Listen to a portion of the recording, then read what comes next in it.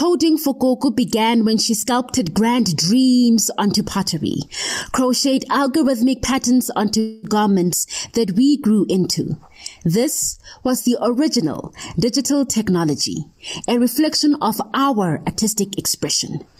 In a world as big as one's imagination, made smaller by tech, we're brought together by clouds and streams. For even networks know the strength of connectivity, as we do the power of human connection. Africans, our imagination ruled the world. By it, worlds advanced. New methods demand new forms, so we morphed. From mud huts to skyscrapers, from Morse code to binary code, where coding for girls is not sacrilegious, but said with the same simplicity as a makeup tutorial. Yes, a tomorrow where girls are lining coding like lining makeup, hacking bro codes, breaking barriers. Background has never birthed intelligence and talent, nor be they the DNA of privilege. If you can dream it, you can code it. Debug and refactor with every binary, not restricted by a mouse, keyboard, or data. Be it in a leafy suburb, downtown CBD, or the township. Creativity your currency, your mind a mine. With evolution, the tune never changes. We just dance to it differently. Memory is stored in feeling. This flow is innate. There is no mathematics to the sound. But we have always known this. Rhythm is more in action than in thought, and it's playing out than it's scripting. Some have called it mysticism. I call it the resurrection of our ancestors who art in heaven through our images of unborn things, our words, sensations, song and dance, an embrace of Urban Festival 2020, an embodiment of the ideal.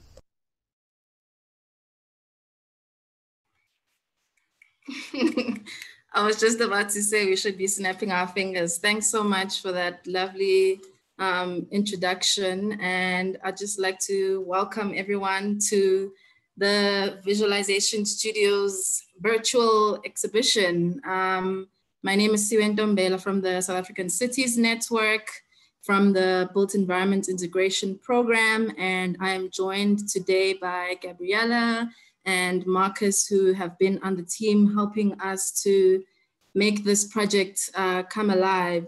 So just brief background about the project.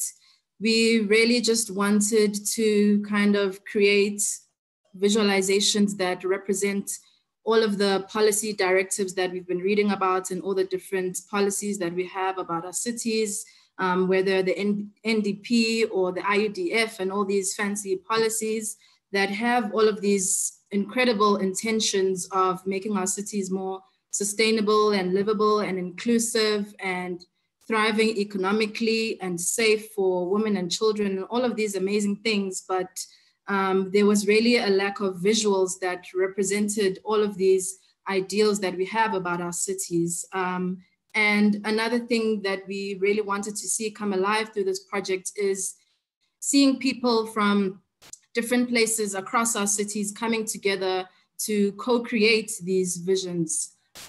So we really had a really roller coaster kind of a time trying to put this thing together, but also seeing it through for the past few months. So really, I'm just going to be in conversation with Gabriella from Elefindo and Marcus from Trinity Sessions. I'm just discussing kind of the process that we went through. And as a participant myself, in the project, I'm just really excited to see, you know, this day actually coming.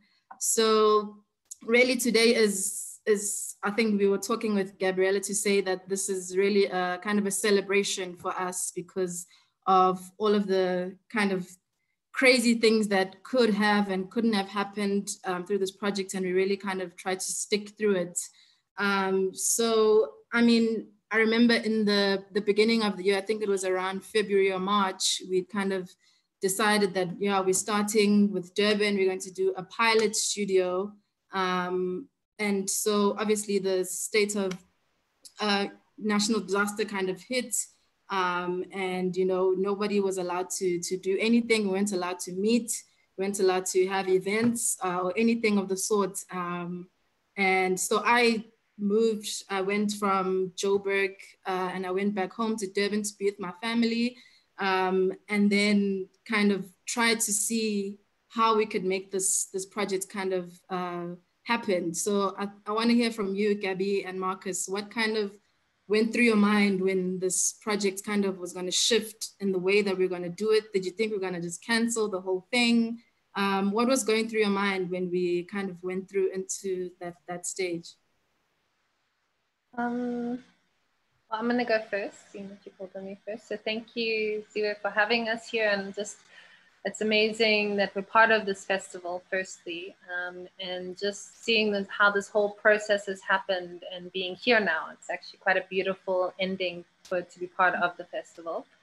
Yeah, I think when it first sort of came to us and we realized, well, we're not actually going to be able to do it the way we normally do it. We wouldn't be able to go be in a room and have a cup of tea with somebody and get their hands dirty and with paint and different things. I think it was quite a scary moment for us all, but we also saw the opportunity. We saw a really exciting moment where we could use this new platform or new ways of engagement. So I think there was like the excitement and the fear and the worry. And then on top of that, you know, the general worry and anxiety that everybody had about COVID.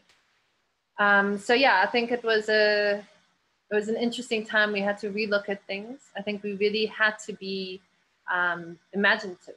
And that was a beautiful thing. We really had to think of things differently, and we couldn't use the same old techniques that we use.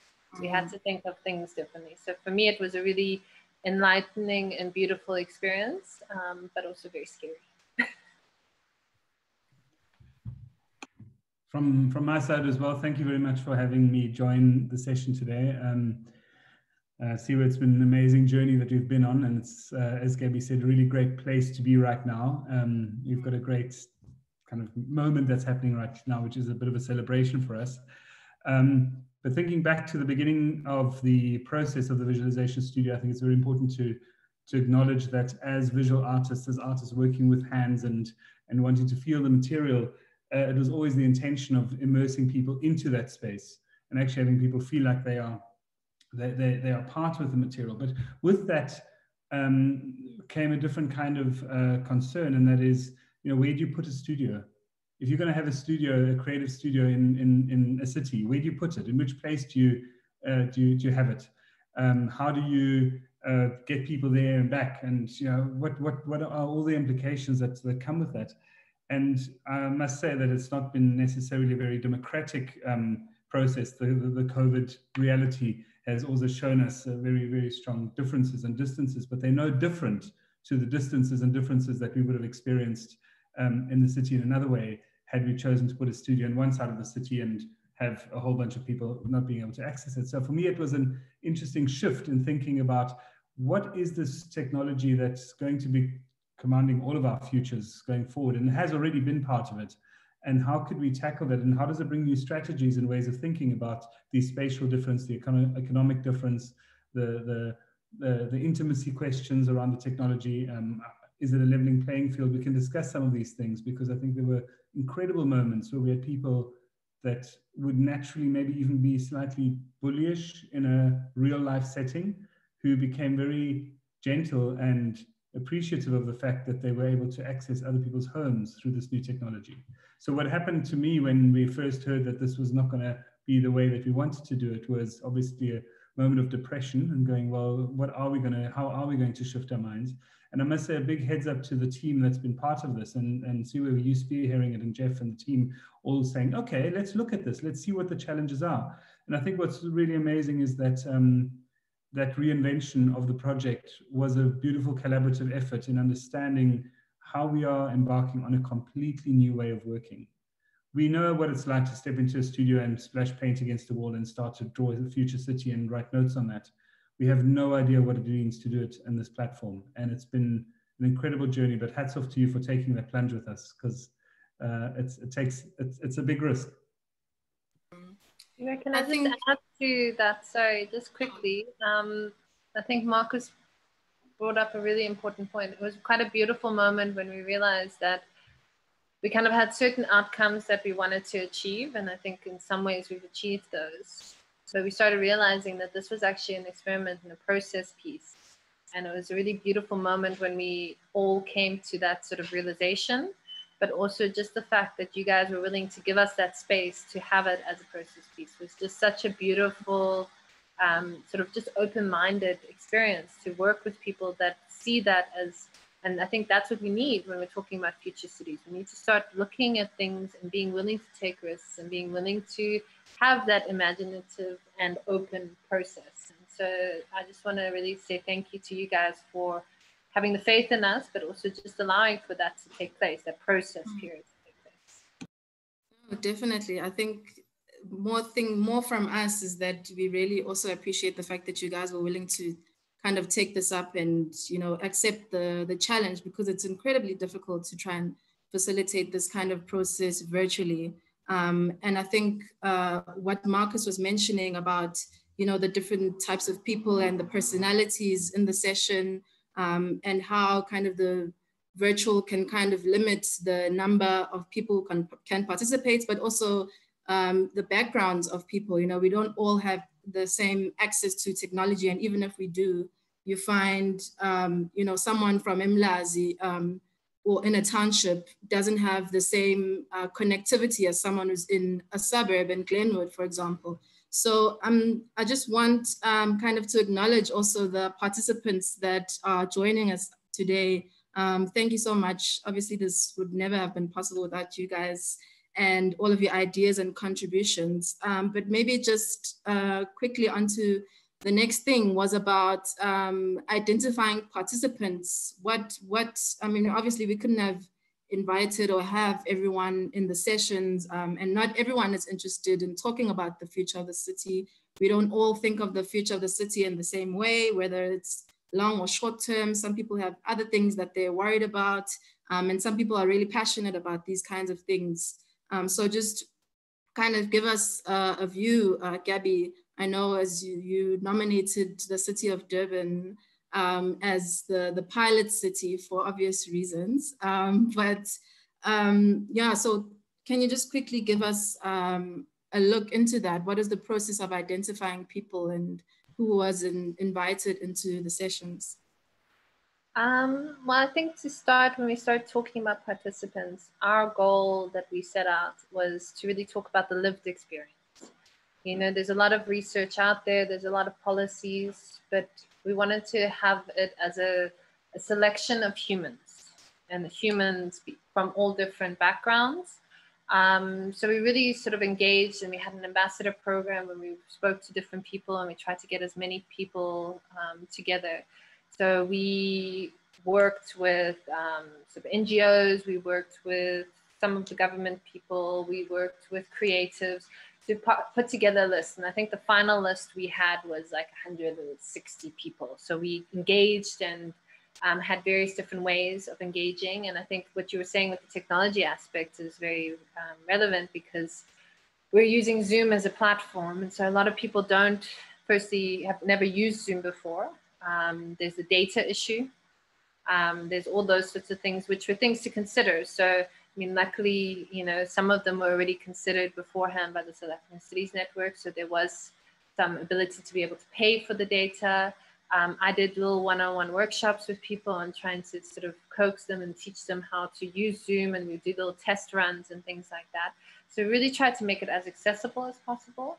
I think in some cities it worked better than others. Also some cities, I think as the progression went on with COVID, it was quite an interesting time. So when we did Durban, we were in level 5. So I think a lot of people were like also quite hungry to be engaging with humans and that contact. But we had an amazing selection of people that participated in the whole, you know, all 9 cities, from artists to city officials, to formerly homeless, unhoused humans, So we really got selection to taxi drivers. So we tried to make the range and the perspective sort of from pavement to skyline is kind of the idea. So that from every perspective we're looking at it. And you know, if one person is talking about, let's say, making a place safer, and they're talking about, let's just put a bunch of lights. And then another person starts saying, yeah, that's great, but like I live in that area and now I can't sleep at night because there's light pollution. So it's that sort of, because we had such a diverse group of humans, it allowed for such interesting dialogue and conflict. Because I think we need to have that conflict. We need to have that little bit of tension, because we're not always going to have everybody agree on everything. That's not the reality that we're going to have. So, yeah, it was a really beautiful experience. Also, just meeting the participants, the openness. So I'd also, any of the participants that are here, thank you so much for taking the risk on us. So I think that was also a thing. How do you write this down into a little document that explains what we're trying to do? Because it was a process piece, and everybody that was involved took a risk on it. And they said, you know what, I'm gonna be willing to leap of faith, have some imagination, and they just immersed themselves in such a beautiful way. So just thank you to everybody that was part of this.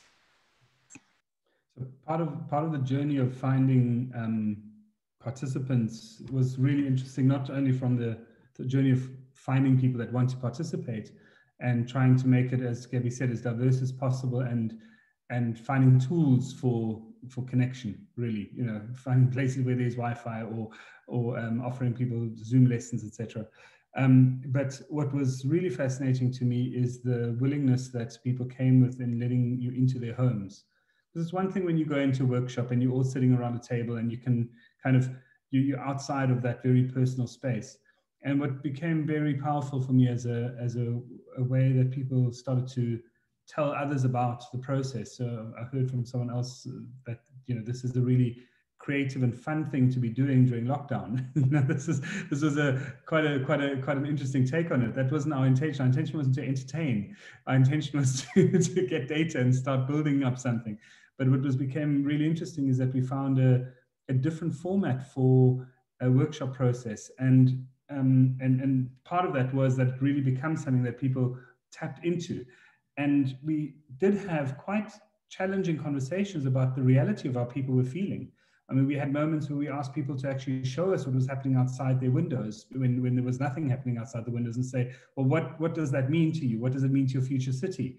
And that was all related to the time and place that this happened. And in my opinion, there couldn't have been a better time to actually go with this project and launch it in this way.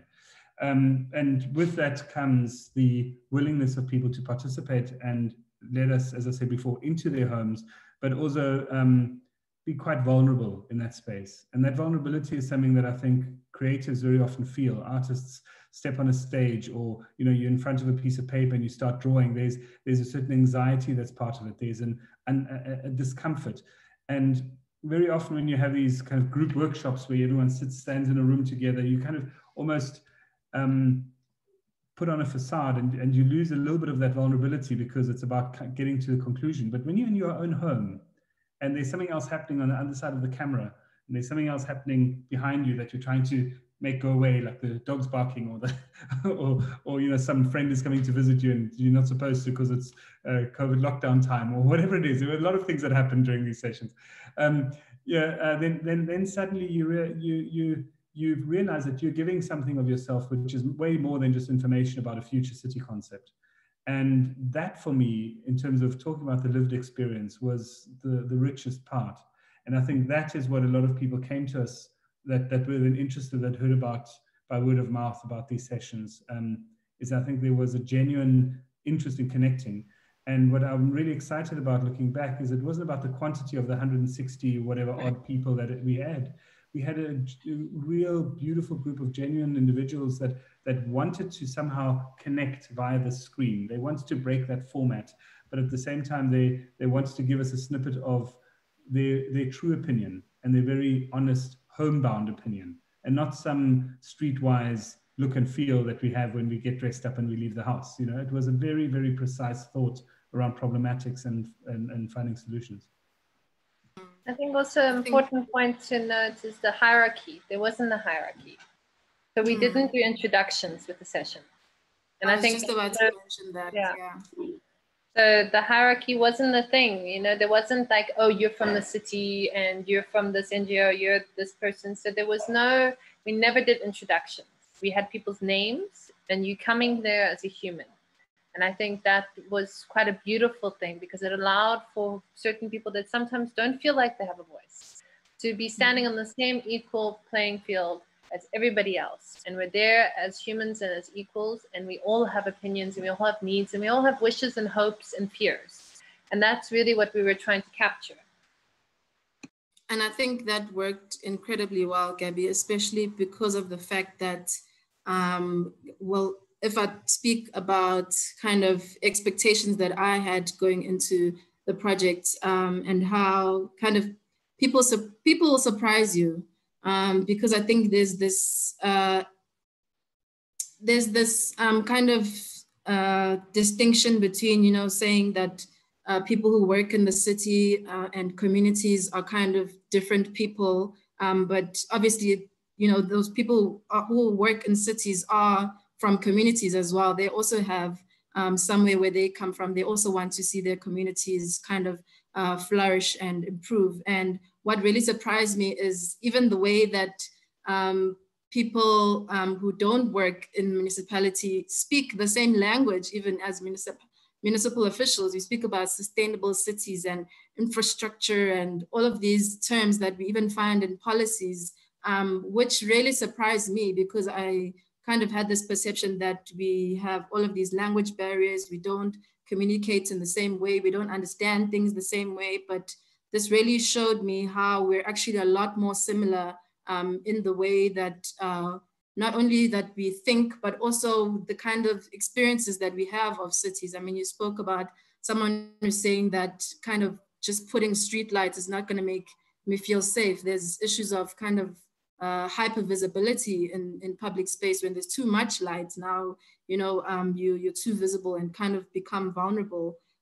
So just in terms of the perspectives now, which was something that I particularly really enjoyed, was kind of being invited into people's homes. I mean, I remember seeing completely different things from someone being in, you know, the north of KZN and seeing kind of a farm kind of looking space and the 1,000 hills, and someone was showing us basically kind of the yard that they're living in with like back rooms and kind of the street. You know, people showing us different views of the city, which we normally wouldn't have seen if we were in one room, I don't know, in the city or wherever we could have chosen a venue. So just on the last thing, just wanted to hear about your kinds of expectations and what kinds of things surprised you. There we go. These are some of the different perspectives. I can see my future city that I've built. Sorry, there I had to just do this as you were talking. See, I'm very sorry, but I think we have to acknowledge the fact that you know, these are people that we're building. Just to contextualize for people that are looking at this, these are still images from the Zoom session where people were asked to find objects in their homes and build cities of the future using these objects symbolically representing things. You know, and everyone had their own interpretation of what it is. But what's so amazing is everyone did it in their home and found a little corner where they could, or table or space or a garden, wherever they could build their little mini city and then talk about it. And in the bottom middle there, see where, if I may be so bold as to point out your future city. And I was actually going to turn the tables for a second and ask you if you remember any of the elements that you put together for your future city interpretation that is sitting at the bottom of the screen. I'm going to zoom into that was yours, wasn't it? Yes, I think that the yellow raincoat was my kind of, I was saying that we should have a waterfall that kind of provides clean drinking water and like showers to homeless people in the city. And I think that my water bottle there was the kind of the tower that's going to hold all the water. And my vitamins was, I think we had found the cure to coronavirus at some stage. And then the kind of tweed there with the green thing at the top was like, I think it was a block of flats with like urban farming at the top. Yeah. I had a lot going on. I'm surprised. And then the bowl, remember the bowl? You said it was just a random bowl that you picked up, and you would never think of that bowl the same again, because it was all about the muti and the traditional aspect of your culture. Yeah. And so just like you've interpreted for us now, or gave the audience a bit of an insight into your thinking at the time. I mean, in the same way, every single person on this screen and many more that participated had moments where they revealed something about that journey and how they reinterpreted everyday objects. And I personally have exactly the same thing. I can't engage with these objects in the same way again, because I keep on thinking them as models for something bigger.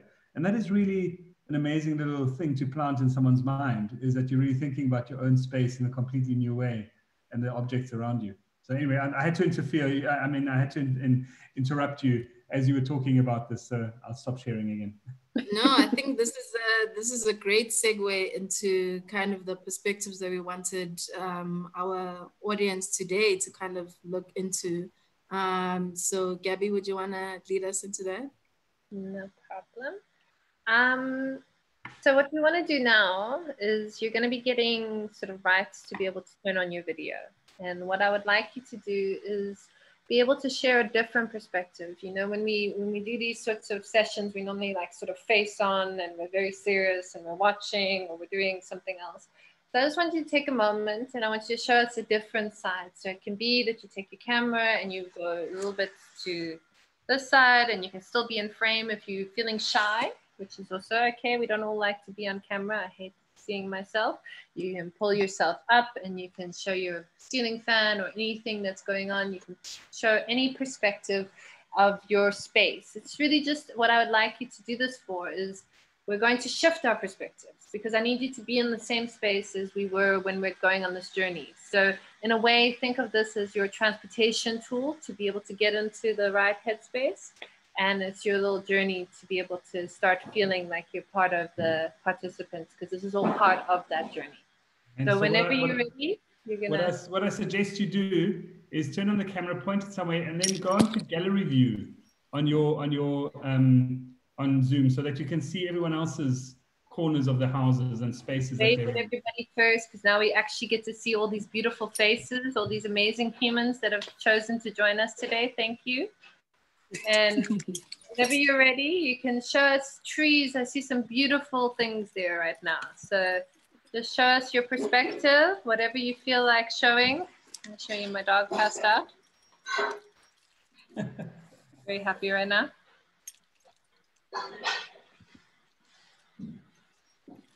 Yeah. So just turn on your camera if you are able to.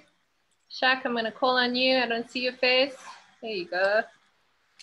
And just show a different perspective. Oh, I love that plant. Elsa, where's your perspective? Let's see. I'm just so you know that I am taking screen grabs of this as we go along, because it's just a beautiful way of seeing all the lovely humans that are part of this. So I hope you don't mind I'm taking screen grabs. But it's just a way of seeing this. Is that what was that? Oh, that was someone's background. Seeing some fun things. So on another note, I mean, just in terms of spatial experience, I mean, if we just acknowledge that we're connecting all of our corners in our rooms, for example, or the different lights and the doors and the windows and the couches, and we all interconnect them, we're creating a completely new space, which is really exciting. You know, there's a new virtual space that's starting to happen, which is quite interesting.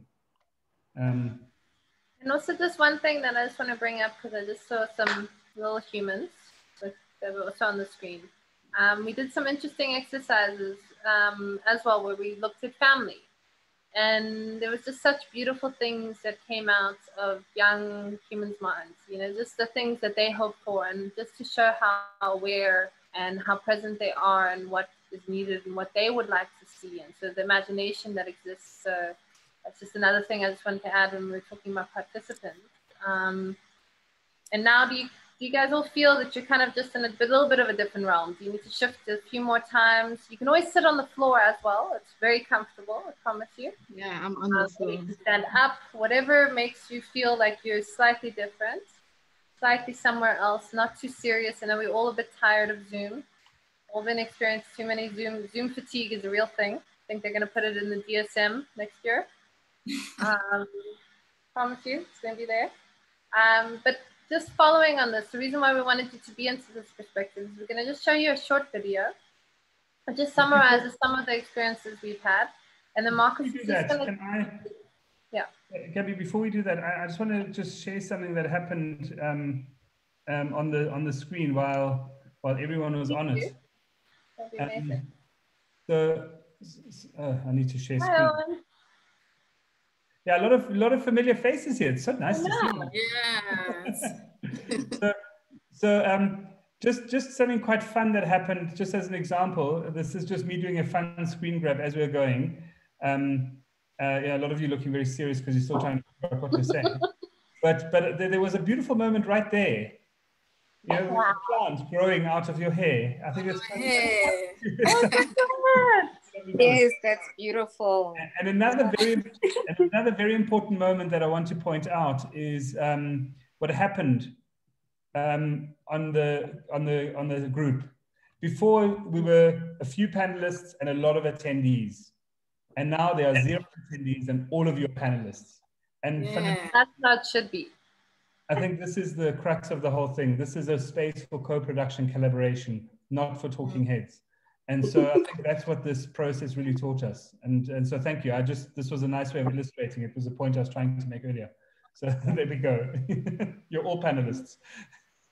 Yeah, speaking of that, can I just before Marcus we dive into the video and we go into a little bit of the launch of sort of some of the findings that we've had, and for all of you to get an idea of, really what we've been up to during this time in the 9 cities.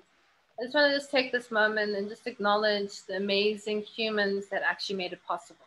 Because I think that's something really important to realize, yes, you're seeing two people right now, but it's an amazing selection of creatives and humans. So firstly, I'd like to thank all the participants that were willing to take a risk on us, as I said before, that were willing to imagine with us, they were willing to share and make themselves vulnerable. Thank you to all of you. And I really appreciate the fact that, and what you shared, you really, put a lot into it. I would like to thank Bella, who is incredible in helping us develop the website and has been very patient with us. And, as we frantically try to get things done. Of course, Ziwe, you've been absolutely incredible, and the whole South African Cities Network.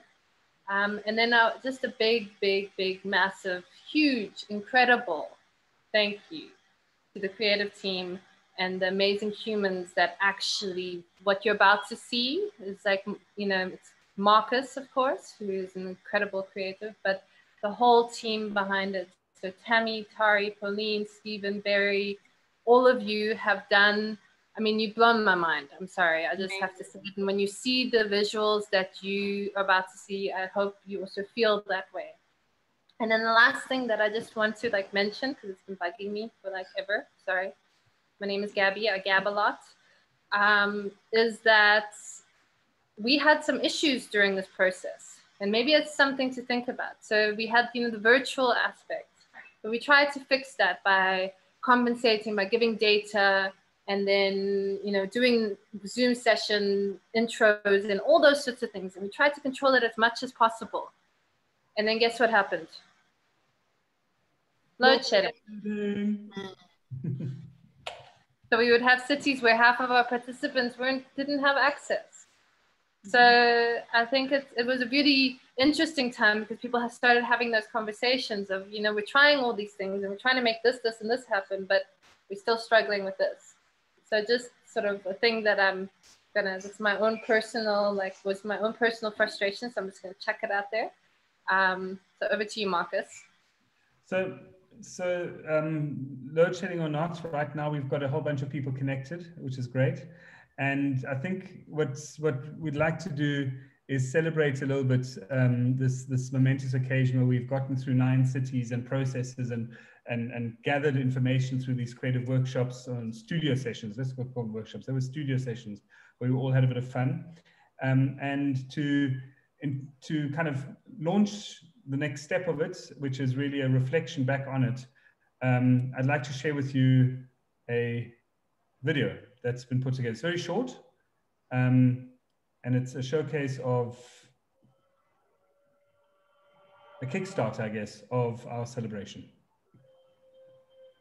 The Visualization Studio is a series of multidisciplinary studio workshops that took place across 9 South African cities. The creative sessions were commissioned by the South African Cities Network and implemented by and the Trinity Session.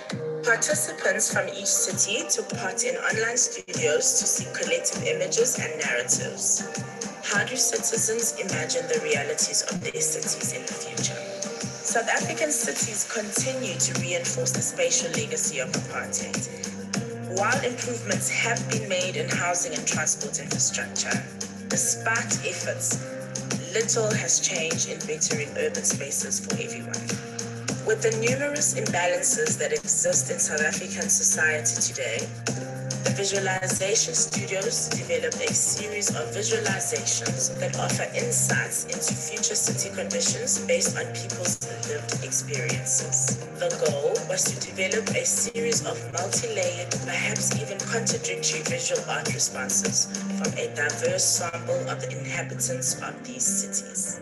In these sessions, creative respondents were visually documenting and capturing the ideas, concerns, and debates offered by participants.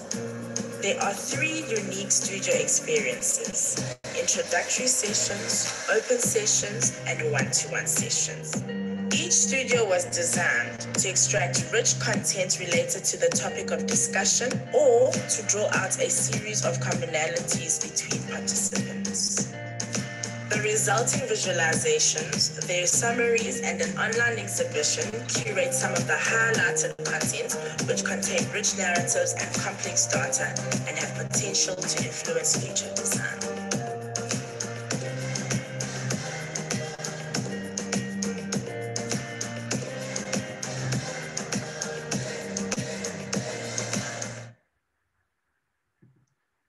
Woo! Thanks so much for that, guys. I think that's just kind of a snippet into kind of what we'll be seeing on the websites, which we'll direct you to a bit later on.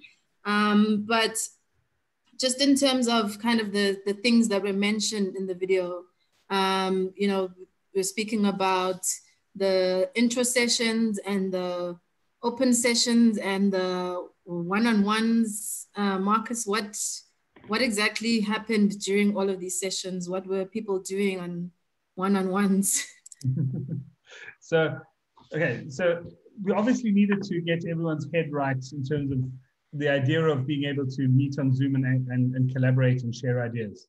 Now, it's one thing having an artist sitting with a piece of paper and a pen, ready to catch your ideas and drawing feverishly. It's something else when you really feel like you're part of that process. And so we needed a way of loosening people up.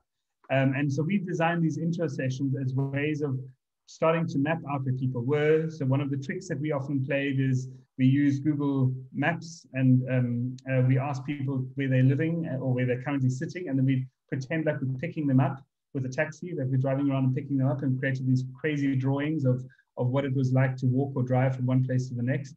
And suddenly, I think participants understood that this could be a bit of fun. We did a really other fun exercise, which we should actually, I think we'll end with that one, where we all closed our eyes and we made sounds of our own city or of our own neighborhood or our own spaces, and everyone started to perform in a strange way. So we did very small, bite-sized chunks of creative activations that got people to drop that guard, to not feel like they are going to have to make sense the whole time, but rather look for something else, which is so important, and that's that sensory, emotive, sometimes unable to articulate experience. And so the idea of capturing the lived experience was so important for us, not from a clipboard mentality research, but rather from an emotional response or a gestural response. And so having someone perform by themselves, trying to act out their city, tells you more about their city than if they made a list of things, you know. So that was a way of kind of breaking into the looseness of it. So the intro sessions were designed for that. But what was amazing is that very quickly we realized the intro sessions were giving us incredible content. People were really opening up very quickly, much quicker than we thought. And actually the intro sessions became some of the most important content generators for us in terms of collecting data about the future city. And so we started to introduce more and more artists and creative participants to join in those sessions. So at the beginning, we thought, for example, Jacques, who's on the screen at the moment, he works in SketchUp, 3D SketchUp models. He was one of our creative respondents. So he started coming in at a special occasion because, you know, we thought we have to have a special session for 3D stuff. And then by the later on in the session, we realized that all the cool stuff was happening straight away because people were diving into it. And suddenly we had him 3D render and SketchUp something for the intro sessions already, which gave us ammunition for the follow-on session, which I'm coming to now, which was the open sessions, for us to go into more depth on some of the issues that were raised, for us to explore much more some of the concepts that were hanging in mid-air in the intro sessions. So we were able to take the next step and invite people to come back with a bit more ammo and a bit more research of their own. And so what was quite exciting about those sessions is that we created specific themes and concepts around the open sessions, while the intro sessions were all exactly the same throughout the cities. And the open sessions were very much more about specific city-based responses. And we conceptualized some very engaging studio moments, which were very important for the dialogue between the different participants. And so with that kind of next step, what happened was that we realized a lot of people couldn't join all the sessions. We realized that there were individuals that stood out that really had exciting and interesting things to share. And so with that acknowledgement, we introduced something called the one-on-one sessions, which were smaller groups of individuals that really wanted to take this another step, or where we realized there was a common thread between some of the individuals' ideas. And so that became the third iteration where people were invited to be part of a one-on-one dialogue, which was never really one-on-one. It was always more people together, but it was more time for individuals to respond to something. Just to add to that, sorry, Ziwe, it was quite interesting because the one constant was the intro session, as Marcus mentioned. So you could start understanding different cities and their personalities. It was quite a beautiful thing, at least for me, to watch how different cities engaged with the intro sessions, because it was a constant. You could actually use it as sort of like a baseline. And, you know, you had some cities where we did, you know, certain activities and we'd say, just call out what you see. And, you know, like for instance, Durban, you know, we're a bunch of loud humans that, you know, don't mind like kind of shouting over each other, and everybody was kind of talking over each other. And you had other cities where people felt uncomfortable about that. So then you would call on one person at a time and they would explain or describe their space. So you actually started seeing these personalities that started arriving from the cities. And that to me was such a beautiful thing that started coming out of the sessions, to see these personalities, the way that people interact, what the characteristics are of that space. But I think also what was really beautiful is the themes that came out, and a lot of them were interconnected. So there's a lot of things that are different, but also like a common thread that still weaves through us all with every city. But to be very honest, we mustn't forget that this is new to all of us. So we were also completely in the dark as to what exactly we're doing and how we're going to do it right. And then realizing very quickly there is no right and wrong. And so having these different sessions and these different studios was really a way of us also creating a bit of space for mistakes and for experimentation and for hopeful solutions.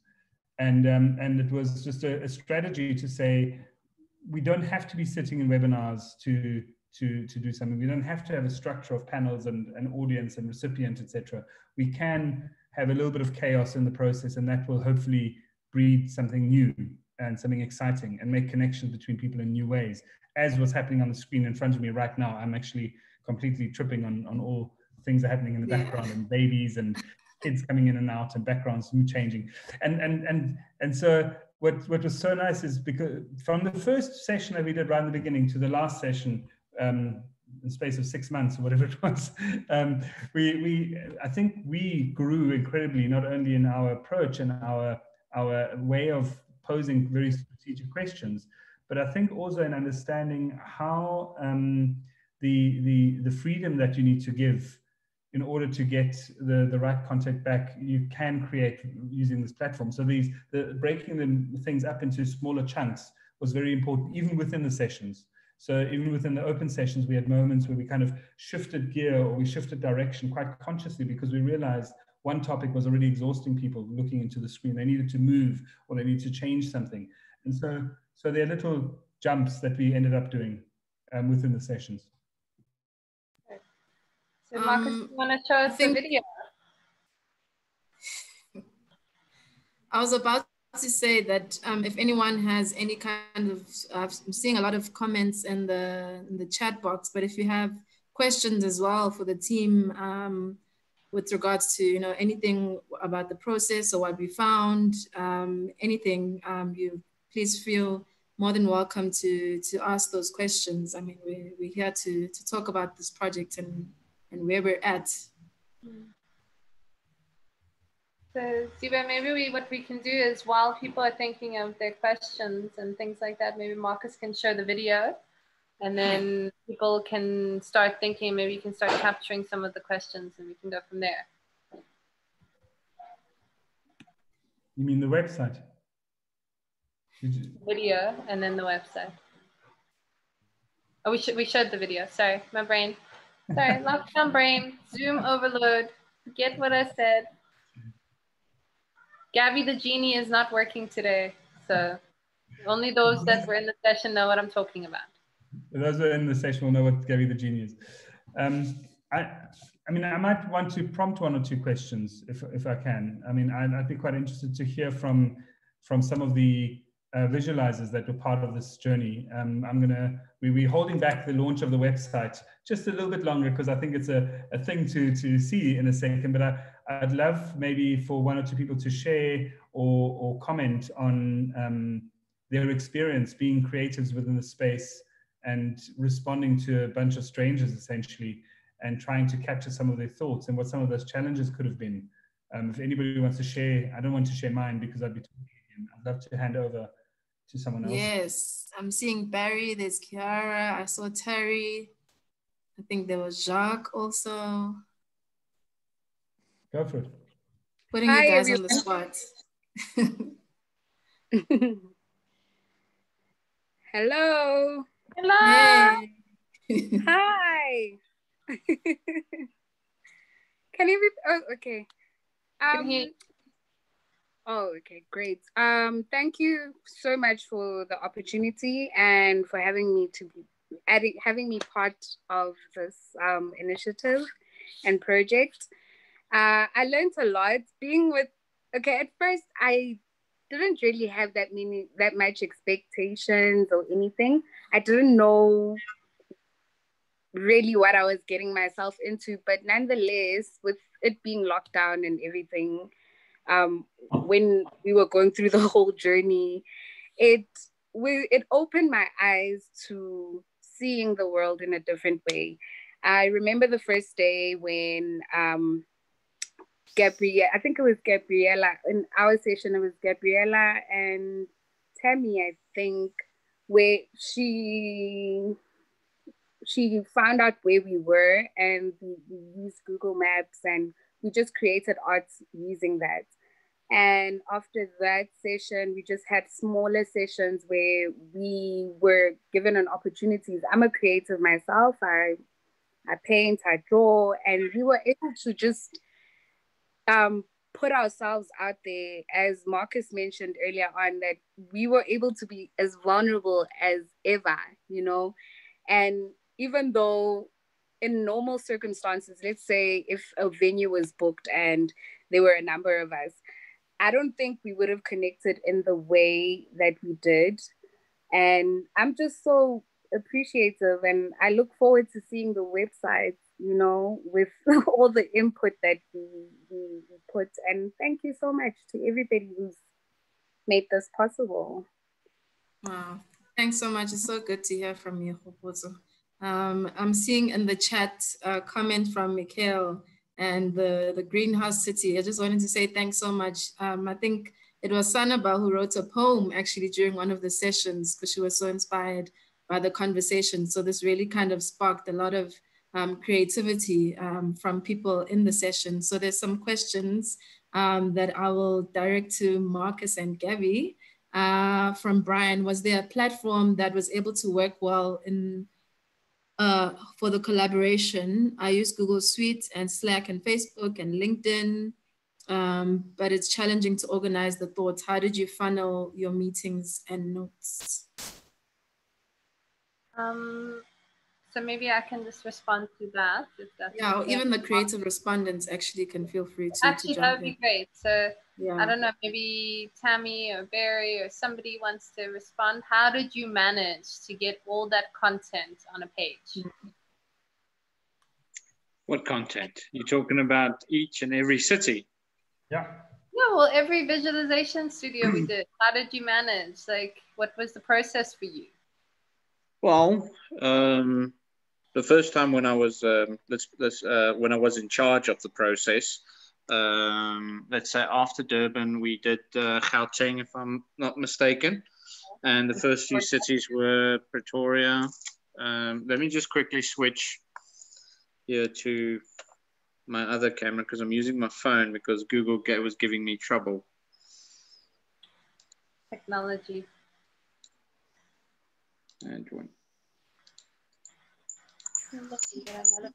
Can you hear me? Can you hear me? Yes, but now. All right. Let me just kill this. I'm getting Robot Berry. I thought it was going to exit. There we go. No. Are you giving us a lesson on how not to use Zoom?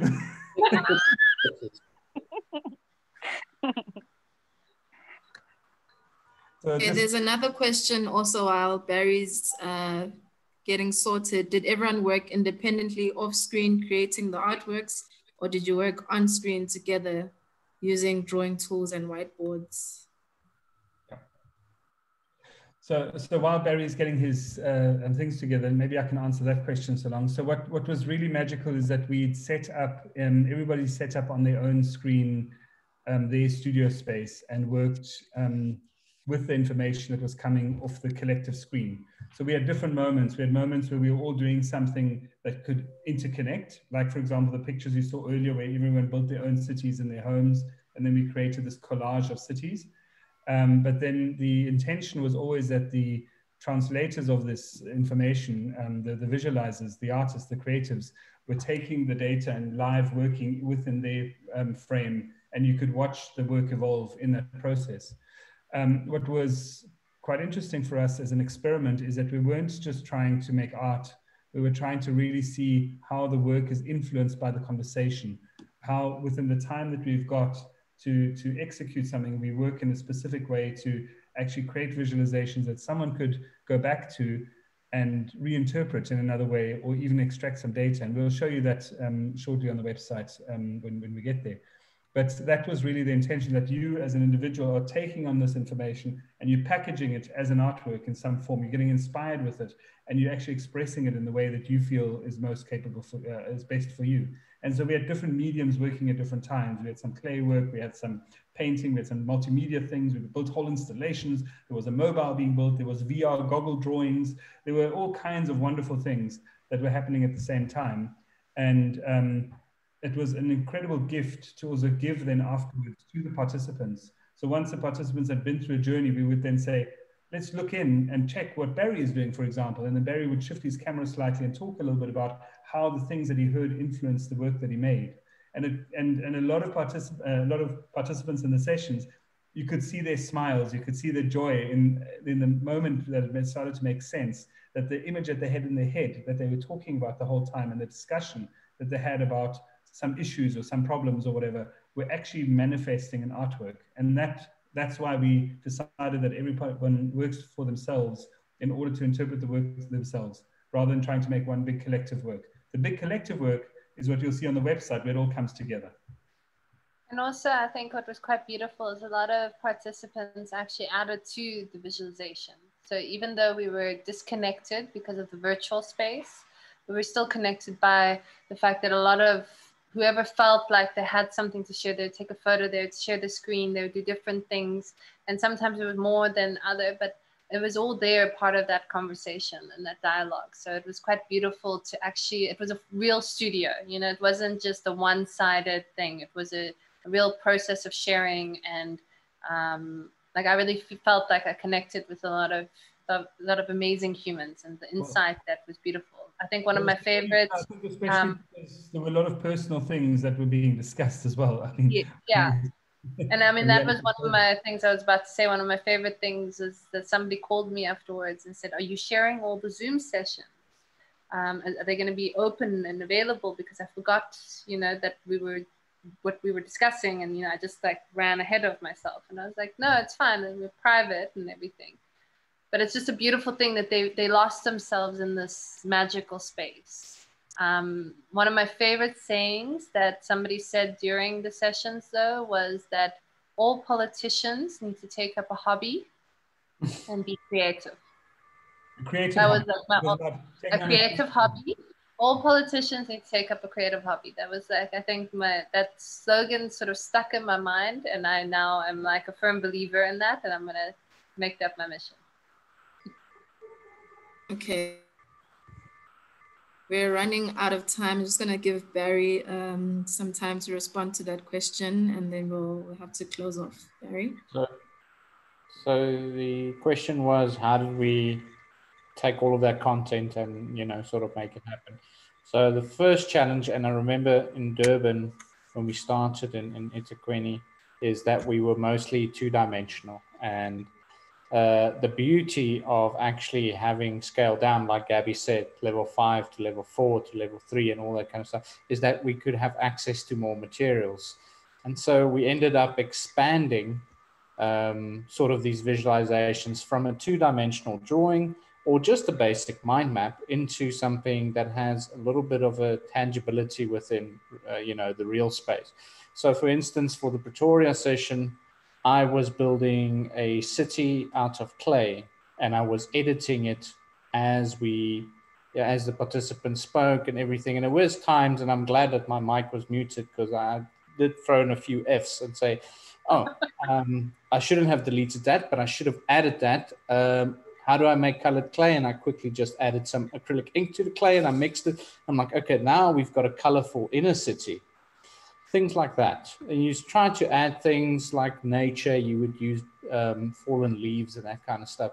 It was all about listening and building the future city according to what you were hearing. And at the end of the day, you would have this almost, I wouldn't say a product, but something that really showed this evolution of a conversation that has a little bit of a deeper value to it.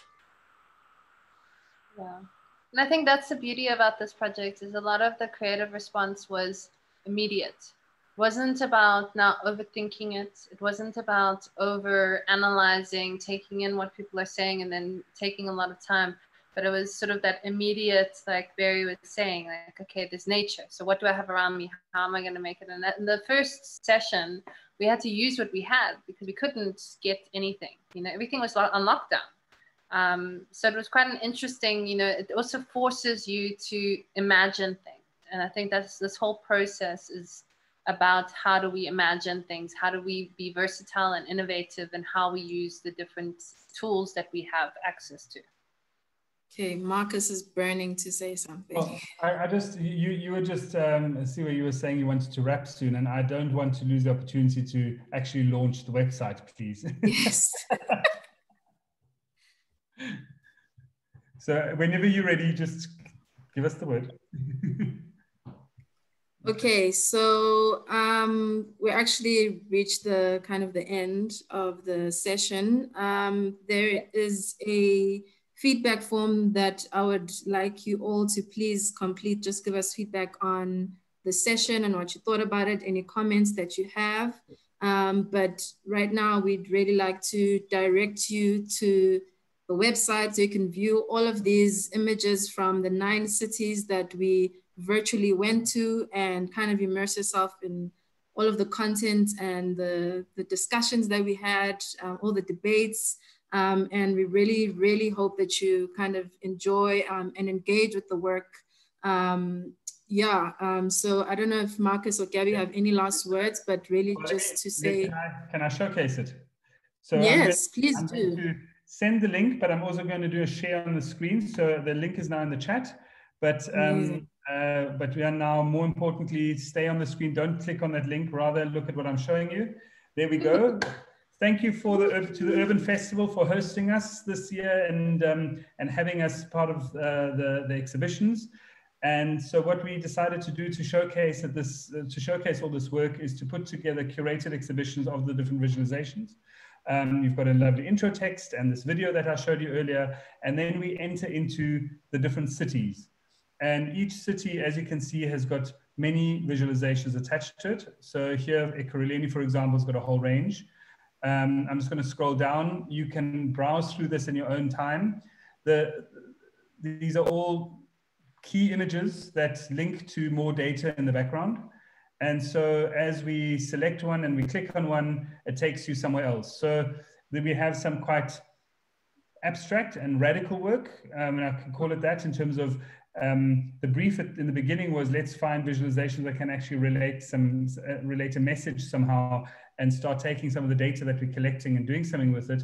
But if we, for example, look at the burnt city, thanks to Lavinia, who did this so beautifully, she responded to one of the open sessions called Letters of Demand and created this installation where she was live burning and working with the ash and drawing with it and creating different scenes and settings, and then afterwards documented that as part of her visualization process. You can start seeing that the work is not just about illustrating something and writing notes, but actually symbolically doing something with the work. And while we're not quite sure how someone that wants to read a report can obviously read what this was all about and make sense of the notes and the process images that we've got behind each one of these images, they might not necessarily understand straight away why this image, for example, would represent Cape Town at this point. So it becomes a really fun, creative interpretation. We had then a diversity of other visualizations, which are maybe very, very different in terms of their form and their shape. If we look at, for example, here, the hashtag Africa one, this was a very specific open session in Tswana where people were responding to specific sound spaces within Tswana. And here you can see this Google 3D model that was built in SketchUp, that was built live as people were talking, objects were being chosen, and this city constructed. And then we reanalyze it and look at it as a way of creating a new landscape and a new image impression of what it could be. And it was about the stuff that's happening beneath the surface, above the surface. They're very layered sessions. And what this exhibition gives you right now is a snapshot of some of those layers. Obviously, we've got a lot further to go in terms of understanding how it gets unpacked and how it gets made relevant towards the politicians maybe, or the city's network and the people that need to look at this and actually deduce something more than just sheer amazement at this creative ability. We have got our ways of doing that. We've got the main issues in each session. We've got certain things that we've extracted, but more importantly, we've also got strategies on how to take this forward. And I chose this one here that Barry was talking about coloring clay. So this was one of his responses that he did to a live session where he built this whole model during the session and actually noted things and made notes and then compared the different models that he did in the different sessions to each other and also stitch them together. But one of the things that came out of it, for example, is how do we take this experience and now make it an experience for people outside this digital environment? Can we not take some of these ideas and actually build installations in public space? Can we not provoke with some of this work? Can we take some of the opinions and some of the sensory experiences that people shared with us and actually go and build some of these incredible structures in making a statement about these visualizations and the concepts that are behind the visualizations? So Okay. I hope that you can browse through this at your own time, read it, give us some feedback, tell us your ideas for your city. But I herewith would like to say that this exhibition is open, and I'm very proud of that. Well done, team. Well done, everyone. Thanks so much. Yeah, so I think that's kind of the end of our session today. I really just want to thank everyone who's been part of this, especially the participants, the creative respondents, Gabby and Marcus for steering this incredible ship through stormy waters. And just thanks everyone for your time today. And we really hope that you will click the link and just browse through all of the work that's been put together throughout the last 6 months in 9 cities across the country. And so thanks so much for your time. I just want to say thank you from Jeannie, Gabby, and please make sure you engage with the website, and also please send us your ideas, send us your thoughts, because this isn't a finished product. This isn't all the opinions. Like, we need more ideas, we need more inspiration, we need more imagination. So it's sort of a task to you all to inspire others, I hope, and to really get everybody to engage in this process so that we can get the voices on the ground heard, so that we can actually try and action some change. So thank you all for being here today. Thanks, everyone. Thank you. Very good, great. And we're going to now all leave the session by making the sounds of our city. So we're not. So we're all going to just repeat the sounds of your city that you want to make. Anything in your city. Just repeat the sound. And as you feel like you want to click off, you can just click off and go away. So there's no awkward goodbyes. Let's just start. Oh, you have to be unmuted though. Yes. Please unmute yourself, and let's create this cacophony of sound. We are recording the sound, so maybe it becomes a soundtrack to the next video that we make. So Gail, you can make the sound of the green bear. Okay. So choose a sound in your city that you'd like to repeat over and over again. I said green bear. Beep, beep, beep, beep, beep, beep, beep, I love you. I love you. I love you. I love you. I love you. I love you, Captain Durban, Captain Green, our city, Durban. We love you, yeah. beep, beep, beep, beep, beep.